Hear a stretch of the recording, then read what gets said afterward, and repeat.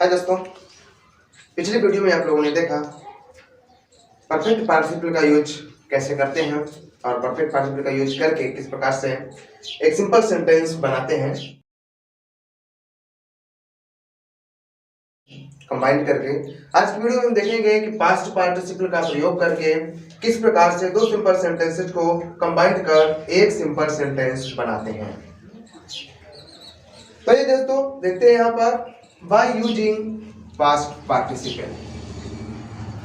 सबसे पहले ये जानना जरूरी है कि पास्ट पार्टिसिपल का प्रयोग करते कहाँ हैं।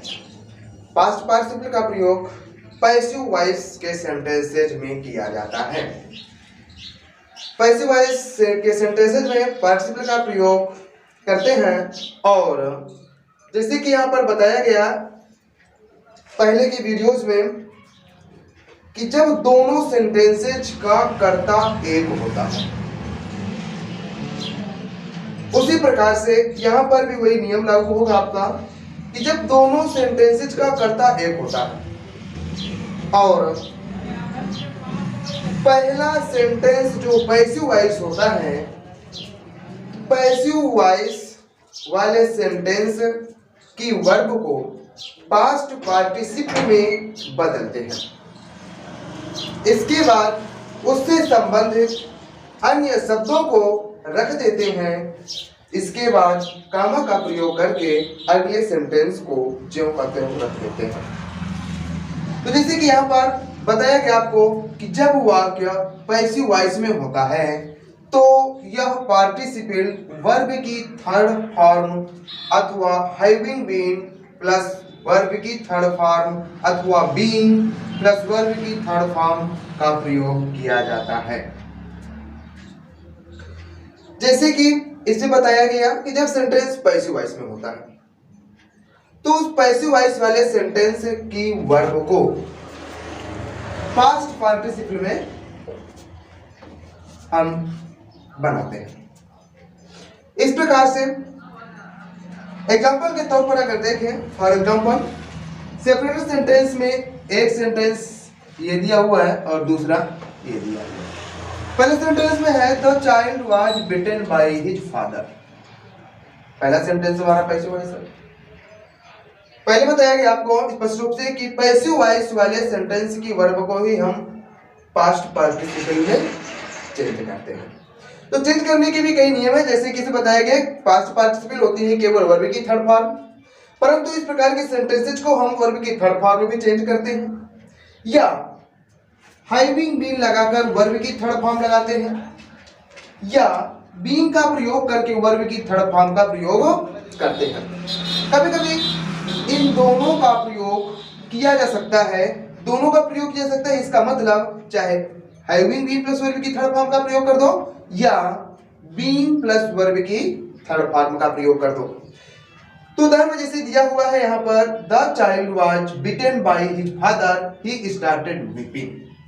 ये सेंटेंस हमारा पैसिव वॉइस है। इसके बाद ये सेंटेंस जो दिया हुआ है एक्टिव वॉइस में दिया हुआ है, तो यहाँ पर ये ध्यान देना है कि जो सेंटेंस पैसिव वॉइस है उसकी वर्ब को हमें पास्ट पार्टिसिपल में चेंज करना है और ये भी देखना आवश्यक है कि क्या इन दोनों सेंटेंसेज का सब्जेक्ट एक ही है। तो यहाँ पर ध्यान से हमें ये समझना है कि ये जो लिखा हुआ है यहाँ पर तो पैसिव वॉइस में सब्जेक्ट के रूप में लिखा हुआ है, तो यहाँ पर पिटने वाला कौन है? बच्चा। और यहाँ पर रोने वाला कौन है?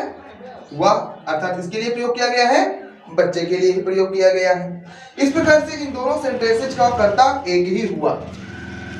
तो इस प्रकार से जब इसको हम कंबाइन करेंगे तो ये देखते हैं आएगा बीइंग बीटेन, अर्थात बीइंग प्लस वर्ब की थर्ड फॉर्म का प्रयोग किया गया है। यहाँ पर यह देखते हैं कि यहाँ पैसिव वॉइस की वर्ब बीटेन जो वर्ब की थर्ड फॉर्म ऑलरेडी उस पर लिखी हुई है और पैसिव वॉइस पे वर्ब की थर्ड फॉर्म का ही प्रयोग किया जाता है। तो यहाँ पर वाज जो कि एक वर्ब है, हेल्पिंग वर्ब। इस प्रकार से यहाँ पर हम बीइंग का प्रयोग करेंगे, बीइंग के बाद वर्ब की थर्ड फॉर्म का प्रयोग करेंगे। इसके बाद इससे संबंधित अन्य शब्द जो लिखे हुए हैं उनको रखेंगे। तत्पश्चात कामा का प्रयोग करेंगे, फुल स्टॉप हटाएंगे क्योंकि हमें एक सेंटेंस बनाना है। तो एक सेंटेंस बनाने के लिए हम कामा का प्रयोग करेंगे और कामा का प्रयोग करने के बाद अगला सेंटेंस जो लिखा हुआ है उस सेंटेंस को ज्यों का त्यों रख देंगे। ज्यों का त्यों रखने का तात्पर्य यही है कि अब यहाँ पर तो ही लिखा हुआ है और यहाँ पर द चाइल्ड लिखा हुआ है, तो आपको बताया जाता है कि जब पैसिव वॉइस वाले सेंटेंस की वर्ब को हम पार्टिसिपल में चेंज करते हैं तो उसके सब्जेक्ट को हटा दिया जाता है। पिछली वीडियो में आपको बताया गया था कि यदि पहले सेंटेंस का सब्जेक्ट नाउन है और दूसरे सेंटेंस का सब्जेक्ट प्रोनाउन है, तो जब पार्टिसिपल का प्रयोग करेंगे तो इस सब्जेक्ट को हटाएंगे तो इस प्रोनाउन के स्थान पर हम नाउन वाले सब्जेक्ट का प्रयोग करेंगे। उसी प्रकार से दूसरा सेंटेंस जो दिया हुआ, दूसरा एग्जांपल दिया हुआ है, she has been bitten by a snake, she is laying on the ground. एक सेंटेंस ये दिया हुआ है और एक सेंटेंस ये दिया हुआ है। इस प्रकार से पहला सेंटेंस हमारा पैसिव वॉइस है, दूसरा सेंटेंस हमारा एक्टिव वॉइस में दिया हुआ है। तो पहले सेंटेंस की वर्ब को हम पार्टिसिपल में चेंज करेंगे।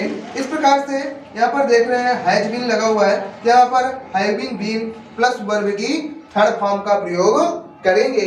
इसके बाद इस संबंधित अन्य शब्दों को जो का त्यों लिखकर कामा का प्रयोग करेंगे और कामा का प्रयोग करने के बाद अगले सेंटेंस को जो का त्यों रख देंगे।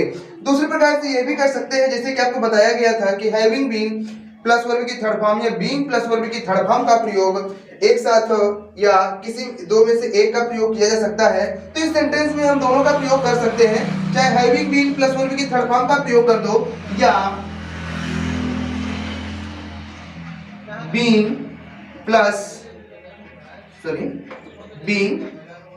बिटेन बाय द स्नेक, अगले सेंटेंस को वैसे रख देते हैं, sees ground on the ground. इस प्रकार से चाहे इसका प्रयोग कर दो चाहे इसका प्रयोग कर दो, दोनों प्रकार से हमारा सेंटेंस जो कॉम्बिनेशन है, कंबाइंड है, वो हमारा सही रहेगा। आज की वीडियो में बस इतना ही। कृपया लाइक, सब्सक्राइब और शेयर करना न भूलें। धन्यवाद।